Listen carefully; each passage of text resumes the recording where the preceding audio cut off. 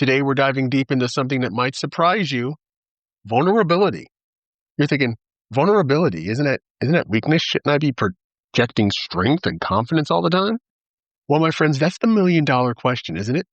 We're constantly bombarded with messages about being strong and independent and invincible. We're told to fake it till we make it, to put on a brave face and never show your weakness. But what if I told you vulnerability isn't weakness?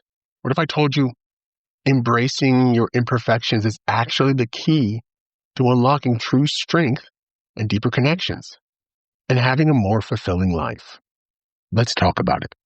Welcome to the Catalyst Podcast. I'm your host, Jason, and we are live on all of your favorite platforms, including Facebook, YouTube, Instagram, Threads, and TikTok. You can also listen to our episodes on Amazon Music, Apple Podcasts, Spotify, iHeartRadio, and Podbean. Just like a catalyst sparks a reaction, we hope this podcast will ignite the fire within you to create positive change in your own life. Now, we know you want to be a part of this community, just like our friends in Singapore, Russia, Germany, Austria, Poland, India, Australia, all over the place. Be part of this community. We'd love to hear from you. Reach out to us at catalystmotivationpodcast@gmail.com if you're interested in being a guest or a contributor. Welcome to episode 89, The Vulnerability Paradox. Now, before we dive in, let's define vulnerability.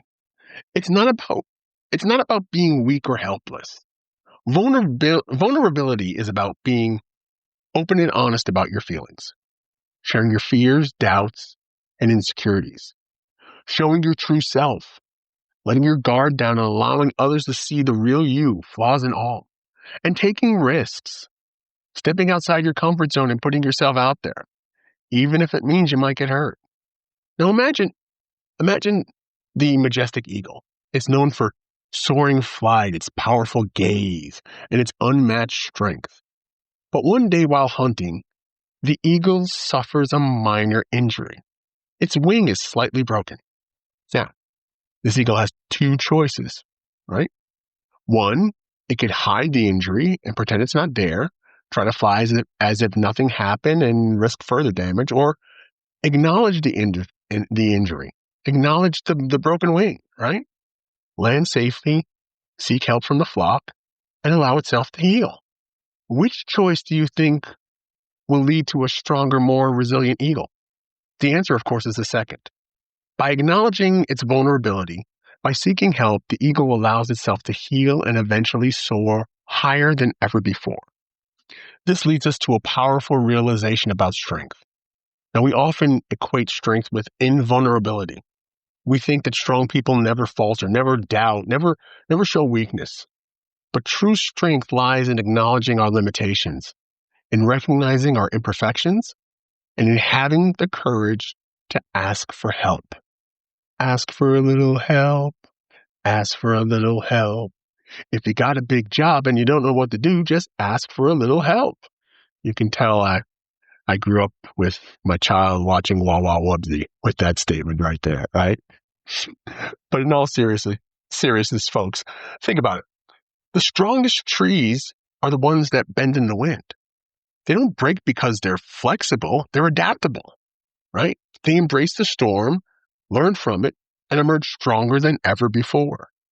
This concept of flexibility is key in our own human interactions. When we try to project this image of perfection, we create a barrier between ourselves and others. We become guarded, distant, and afraid to connect on a deeper level. I know of this because I lived this way for many, many years. But when we embrace vulnerability, we become more authentic. We allow others to see the real us, the messy, imperfect, and wonderful human us. And when we do that, we open ourselves up to genuine connection and deeper relationships. I mean, think about your closest friendships. Are they built on superficial interactions or on genuine, vulnerable connections? The strongest bonds are forged when we share our deepest fears, our biggest dreams, and even our most embarrassing moments. When we allow ourselves to be seen, truly seen by others, we create a sense of intimacy and trust that just can't be replicated. Okay, so let's talk about how you can start embracing vulnerability into your life. All right. Got a few exercises here. The first one might be familiar. And let me say, I always talk about this, and I was just always talking about it, but I've actually started doing it. And let me tell you, it's really opened me up a great deal. All right. We're talking about journaling. Yeah, I know. But seriously, folks, I've really found this to be a powerful tool.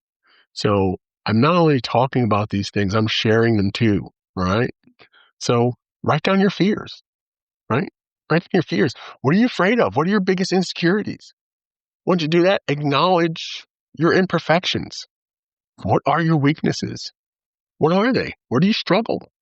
And reflect on your past. What were some of your biggest regrets? Right? What are some of the lessons you've learned from those failures? Don't worry about judgment because this is your safe space. This is your journal. This is your space to explore your inner world without fear or criticism. Okay, the next one, the vulnerability conversation. The vulnerability conversation. This one is hard because a lot of people don't really have good intentions, and you really got to find somebody that you can trust. All right? You really do. And it's hard sometimes. It's hard to be vulnerable and open because some people have ulterior motives to use this against you, right? But when you find that person, right? That one person you trust, a close friend, a family member, a partner, share something personal. Share a fear, a doubt, an insecurity that you've been holding on to, right? Listen actively. Pay attention to their response. How do they react? Do they offer support and understanding? Right? Do they or don't they? And then reflect on the experience. How did you feel when you shared your vulnerability? How did it impact your relationship with that person? All right. I became super vulnerable starting this podcast. And like I said, it almost took me like a decade to do the podcast. And it wasn't, even after the cancer battle and all the things that transpired around that situation, it took my mother's passing for me to actively start doing this. And, I don't regret not doing it or taking so much time doing it. I'm just so thankful I did do it. And, when I pushed that button to send out that first episode, it's like, here we go. So being open and raw to the people who listen to this podcast and using it for my vulnerability conversation has been quite liberating and empowering, right? And I've gotten flack. I've gotten flack from people who've heard some of the stuff that I've said. My ex-wife wasn't a fan of it. Yeah, of course she wouldn't be. But again, it was a time for me to open up and say things that I've never said before, never talked about. And I hope and pray that you can find someone that you can be vulnerable with and you can share those stories with no with no with no worry about, or having no worry or fear about it. The men's group that I was in was a very powerful tool for me. Being able to listen and not judge other people tell their stories and being able to share my stories was absolutely important on my journey.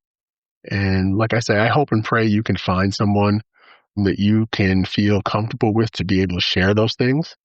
And I pray that they're gentle and kind and give you the space and to allow you to be comfortable to tell those stories. Okay. Let's move on to the third exercise, okay? Vulnerability in action, okay? This kind of almost dovetails into vulnerability conversation, right? Step outside of your comfort zone, right? Give a presentation, right? Share your ideas and perspectives, even if you're afraid of the criticism, right? Start a conversation. Talk to somebody new, even if you feel shy or awkward. I do this a lot when I go out and like Saturday mornings or Sunday mornings or when I go and do shopping for the house.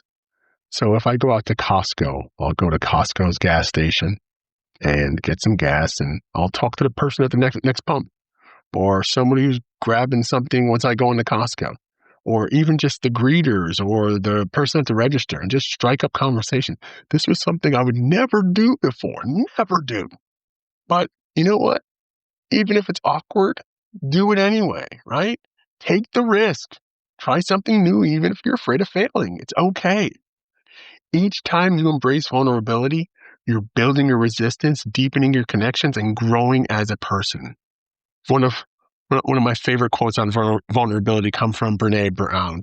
She's a renowned researcher and author. She says this: imperfection is not weakness, it's a strength. When we embrace our imperfections, we give ourselves permission to be powerful and to connect with others from a place of truth and authenticity. Embrace your imperfections. They're what make you unique and beautiful. They're what make you human. Don't run away from them. Embrace them. Love them. Love your quirkiness. You are my dork is something I say with my girlfriend.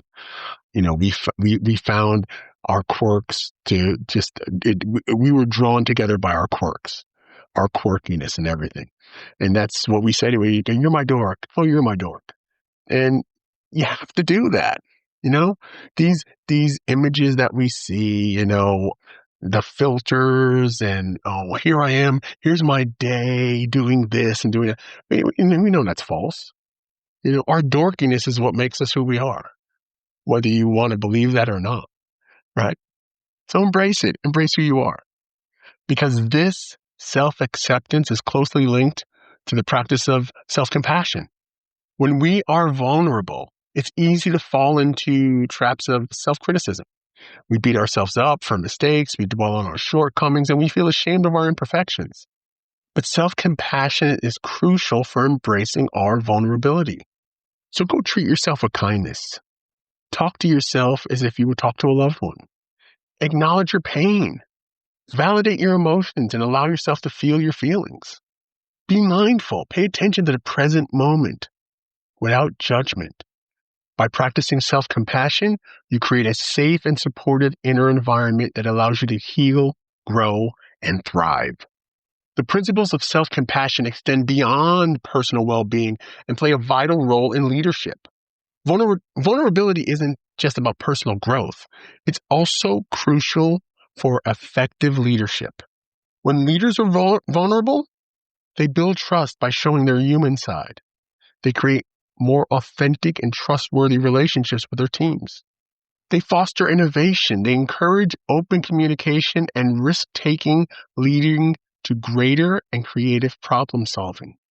They inspire others by embracing their imperfections. They inspire their teams to do the same, creating a more supportive and inclusive environment. Embracing vulnerability takes courage. It requires us to let go of our need to control, to relinquish our fear of judgment, and step into the unknown. But the rewards are immense. When we embrace vulnerability, we build deeper and more meaningful connections. We increase our self-awareness and self-acceptance. We build more resistance and are adaptable and unlock our true potential. So I challenge you to embrace your vulnerability. Let go of the need to be perfect. Allow yourself to be seen, truly seen by others. Remember the parable of the broken wing. The eagle didn't become stronger by hiding its injury. It became stronger by acknowledging its weakness, seeking help, and allowing itself to heal. You are stronger than you think you are. You are stronger than you think you are. You are stronger than you think you are. You're more resilient than you believe. And you're capable of achieving great things when you embrace your imperfections and live authentically. So this week, I want you to practice one of the exercises we discussed. Start with the vulnerability journal. Have a vulnerability conversation with someone you trust, and step outside your comfort zone and take a small risk. Like a river carving a canyon, small steps over time create a profound transformation. Embracing vulnerability is a voyage without an end, a constant unfolding of the self. So go ahead, share your thoughts and experiences in the comments or on social media. Let's support one another on this journey, folks. And please don't forget to like and subscribe to our podcast for more motivational content like this. You can find us on Apple Podcasts, Spotify, or wherever you get your podcast. And while you're there, leave us a review and spread the word. We're also active on social media. You can find us there for even more inspiration. You can find us on Facebook, YouTube, Instagram, Threads, and TikTok. I want to thank you so much for listening to episode 89. We'll see you next time for episode 90. That means we're 10 away from 100 episodes. That is so amazing. I want to thank each and every one of you so very much. Go be great.